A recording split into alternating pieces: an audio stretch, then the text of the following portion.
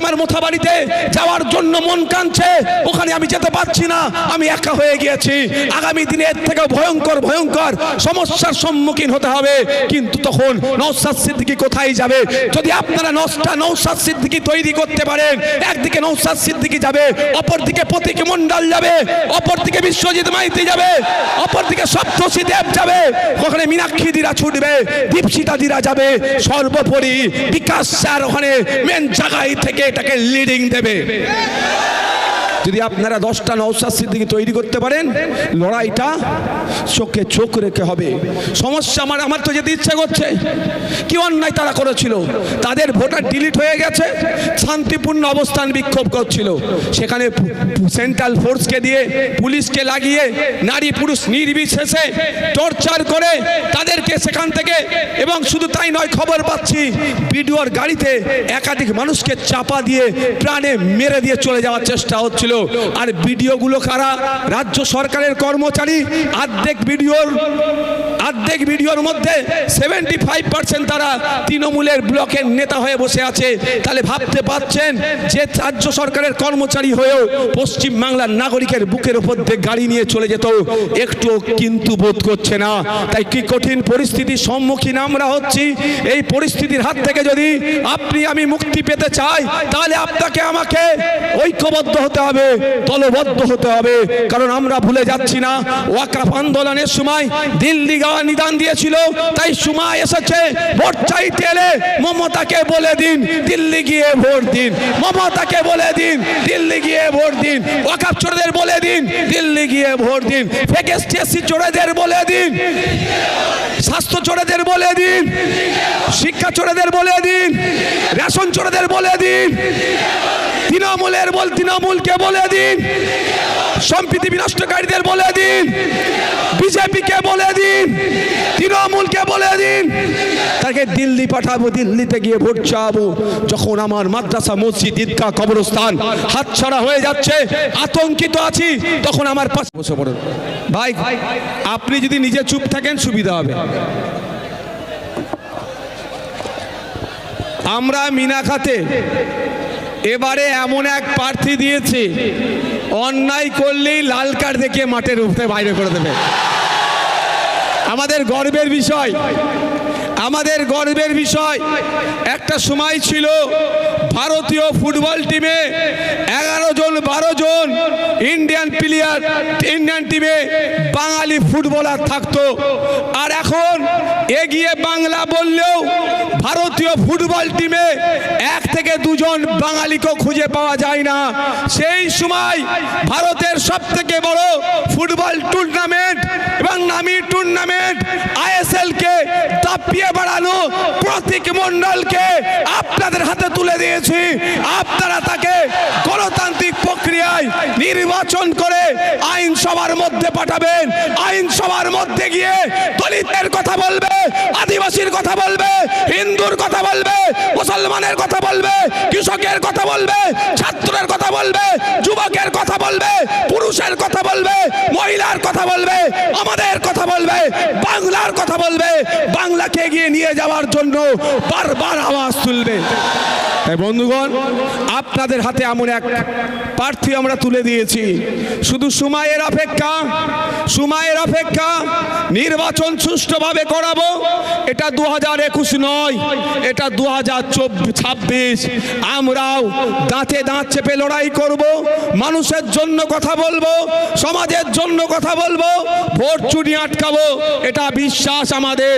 আমরা যদি ভোট চুরিটা আটকাতে পারি, অন্য কোনো সিম্বল মিনাখা থেকে যেতে বিধানসভায় যাবে না। যেমন ভাঙড় থেকে আবার পুনরায় খাম চিহ্ন বিধানসভাতে যাচ্ছে, ক্যানিং পূর্ব থেকে খাম সিম্বল যাচ্ছে, ক্যানিং পশ্চিম থেকে খাম সিম্বল যাচ্ছে, সাথে সাথে মিনাখা বাসন্তী থেকেও খাম সিম্বল বিধানসভার মধ্যে যাচ্ছে। শুধু আপনাদের কাজ কি হবে?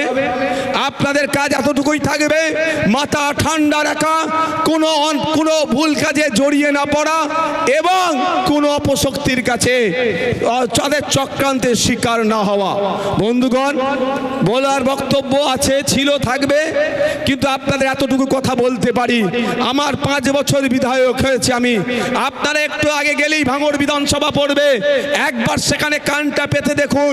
বিগত 5 বছরে কেউ বলতে পারবে না আমি 1টা টাকার দুর্নীতি করেছি, কেউ বলতে পারবে না 1টা টাকার তোলাবাজি করেছি, কেউ বলতে পারবে না সার্টিফিকেটের নামে বা বিভিন্ন ঘুরিয়ে ফিরিয়ে 1টা টাকা আমি অবৈধভাবে নেওয়ার চেষ্টা করেছি।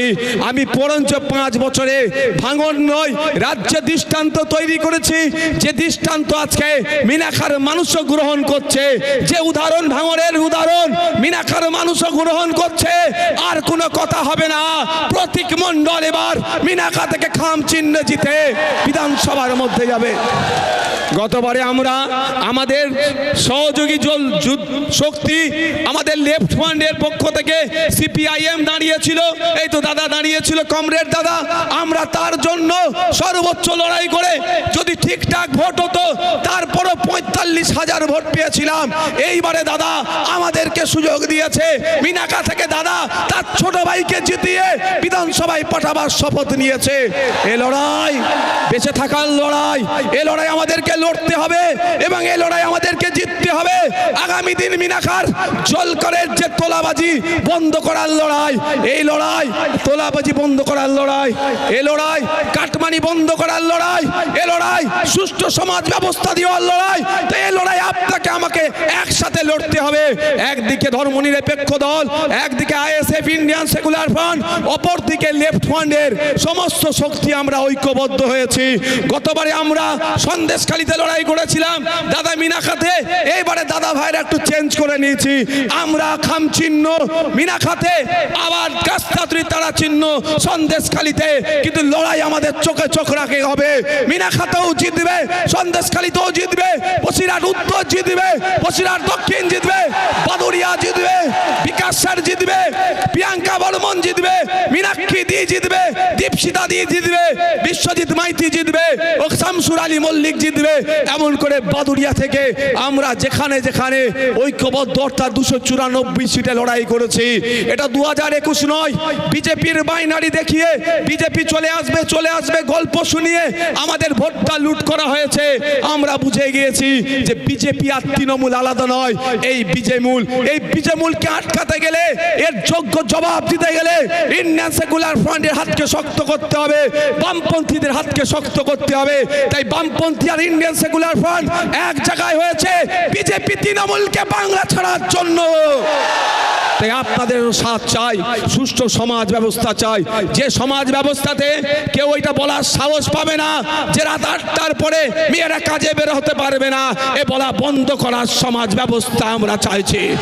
যে সমাজ ব্যবস্থাতে ওরা কোনো বৈষম্য থাকবে না, যে সমাজ ব্যবস্থাতে উচ্চবর্ণ পিছিয়ে বর্গের কোনো বৈষম্য থাকবে না, যে সমাজ ব্যবস্থাতে ফেক এসটি এসসি সার্টিফিকেটের রমরমা বন্ধ হয়ে যাবে, যে সমাজ ব্যবস্থাতে ওবিসির নামে মুসলমানরা যে বঞ্চিত হচ্ছে এই বঞ্চনার হাত থেকে মুক্ত থাকবে, যে সমাজ ব্যবস্থাতে ওয়াকফ সম্পত্তি লুট বন্ধ হয়ে যাবে, যে সমাজ ব্যবস্থাতে দেবত্ব সম্পত্তি লুট বন্ধ হবে, যে সমাজ ব্যবস্থাতে জায়ের থান গরম থানের জায়গা যে চুরি হয়ে যাচ্ছে সেটা বন্ধ হবে, যে সমাজ ব্যবস্থা আমরা আনতে চাইছি সেই সমাজ ব্যবস্থাতে আমি আমার নাগরিক অধিকার মাথা তুলে নিয়ে বাঁচতে পারবো, তার ব্যবস্থা করা হবে। তাই বন্ধুগণ, আপনারা ডিসাইড করবেন, আপনাদের হাতে নির্ভর করছে। আপনারা ছাড়া সম্ভব নয়, আপনারা ছাড়া সম্ভব নয়, আপনারা না ছাড়া এই সমাজ ব্যবস্থা গড়া যাবে না। সব থেকে বড় অস্ত্র আপনাদের হাতে আছে ভোট। তাই আপনাদের বলবো, ভোটের আগের রাত্রে 500 টাকা বিরিয়ানির প্যাকেট দিয়ে কেউ ভোলানোর চেষ্টা করলে আপনারা ভুলে যাবেন না, তবে বিরিয়ানির প্যাকেট 500 টাকাও কিন্তু ছাড়বেন না। এটাও ছাড়বেন না, কিন্তু নিয়ে ভুলে গেলে হবে না। দেখুন সুরতের বিপক্ষে গিয়ে ভাঙড় পথ দেখিয়েছিল। আজ 5 বছরে ভাঙড়ের বিধায়ক হিসাবে ভাঙড়ের মানুষের পাশে শুধু থাকা নয়, রাজ্যের মানুষের পাশে থেকে এতটুকু প্রমাণ করা গিয়েছে যে সুরতের বিপক্ষে একজন হলে দাঁড়ালেও পুরো স্রোতটাকে কিন্তু বিমুখে চালানোর ক্ষমতা রাখতে পারে। তাই আপনারা বলুন, আমি নওশাদ সিদ্দিকী, আমি একা মানুষ, কত লড়াই করব।